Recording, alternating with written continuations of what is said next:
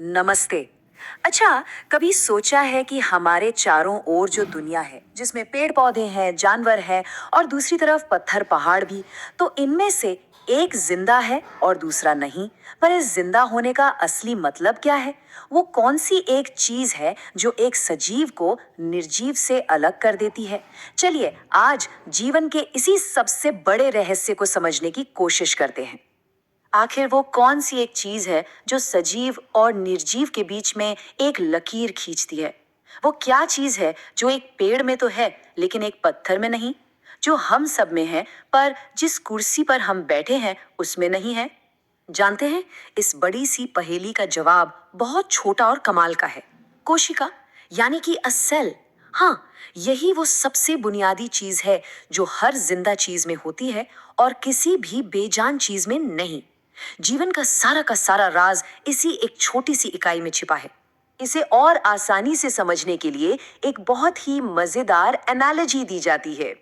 कोशिका को जीवन की ईंट भी कहा जाता है। अब जरा यहाँ देखिए, जैसे एक एक ईंट जोड़कर पहले दीवार बनती है और फिर पूरी इमारत, है ना?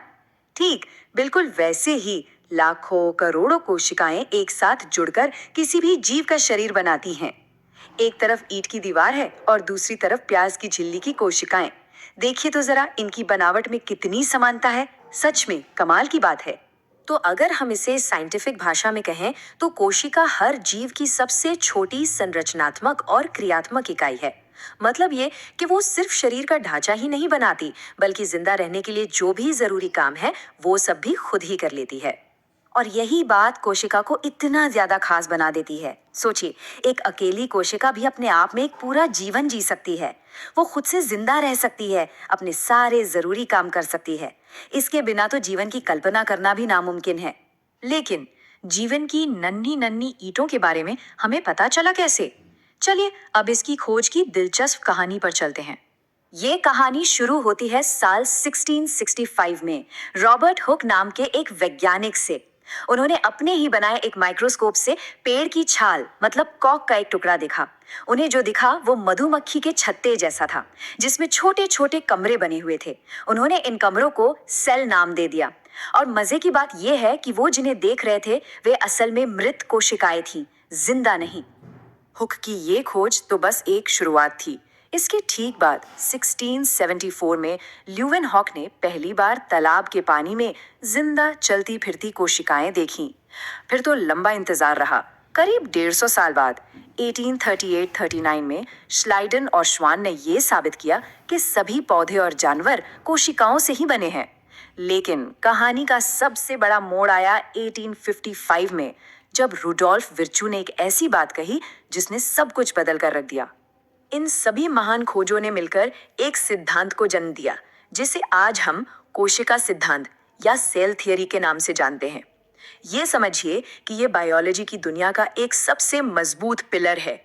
रुडोल्फ विर्चो ने कहा था, ओमनिस सेल्युला ए सेल्युला। ये एक लैटिन वाक्य है जिसका सीधा सा मतलब है हर कोशिका पहले से मौजूद कोशिका से ही जन्म लेती है। इस एक लाइन ने हमारी समझ को हमेशा के लिए बदल दिया। तो आज का जो मॉडर्न सेल थ्योरी है वो इन्हीं दो मुख्य बातों पर टिका है। पहली बात कि सभी जीवित जीव कोशिकाओं और उनके बनाए उत्पादों से बने होते हैं, और दूसरी कि सभी नई कोशिकाएं पुरानी पहले से मौजूद कोशिकाओं से ही बनती हैं। ये जीवन के दो सुनहरे नियम हैं। तो अब हम ये तो जान गए कि कोशिका क्या है, पर क्या सभी कोशिकाएं एक जैसी होती हैं? जी नहीं, बिल्कुल नहीं।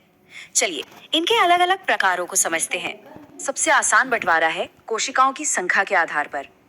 जो जीव सिर्फ एक अकेली कोशिका से बने होते हैं उन्हें हम एक कोशिकीय यानी यूनिसेल्युलर कहते हैं।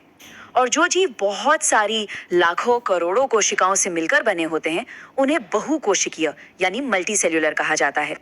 अमीबा और पैरामीशियम जैसे जीव इसके सबसे अच्छे उदाहरण हैं। सोच कर देखिए, है तो सिर्फ एक कोशिका, लेकिन ये वो सब कुछ करती है जो जिंदा रहने के लिए जरूरी है। खाना पीना, सांस लेना और अपनी संख्या बढ़ाना भी। अच्छा, बनावट के हिसाब से भी कोशिकाओं के दो मेन टाइप हैं। पहली है प्रोकैरियोटिक कोशिकाएं जो थोड़ी सरल होती हैं, और दूसरी हैं यूकैरियोटिक जो काफी जटिल होती हैं। इनके बीच का जो सबसे बड़ा फर्क है वो है केंद्रक यानी न्यूक्लियस का। प्रोकैरियोटिक में ये बिखरा हुआ होता है, जबकि यूकैरियोटिक में ये एक झिल्ली के अंदर एकदम सुरक्षित रहता है, जैसे हमारा दिमाग खोपड़ी के अंदर रहता है। तो ये केंद्रक आखिर है क्या चीज? इसे कोशिका का दिमाग या कंट्रोल सेंटर समझ लीजिए। ये एक झिल्ली से घिरी हुई संरचना है, जिसके अंदर उस जीव का पूरा ब्लूप्रिंट यानी कि डीएनए सुरक्षित रखा होता है। और हम इंसानों जैसे बहुकोशिकीय जीवों का स्केल कितना बड़ा है जानते हैं? एक औसत इंसान के शरीर में लगभग 100 खरब यानी 100 ट्रिलियन कोशिकाएं होती हैं। ये इतनी बड़ी संख्या है कि हम इसे ठीक से इमेजिन भी नहीं कर सकते। तो अंत में एक सवाल छोड़ जाते हैं, अगर एक इतना जटिल जीव खरबों कोशिकाओं से बना है, तो इस सब की शुरुआत कहाँ से होती है? जवाब है सिर्फ एक कोशिका से, एक फर्टिलाइज्ड अंडे से। जीवन का इतना विशाल पेड़ सिर्फ एक ही बीज से शुरू होता है। वाकई ये एक सोचने वाली बात है ना?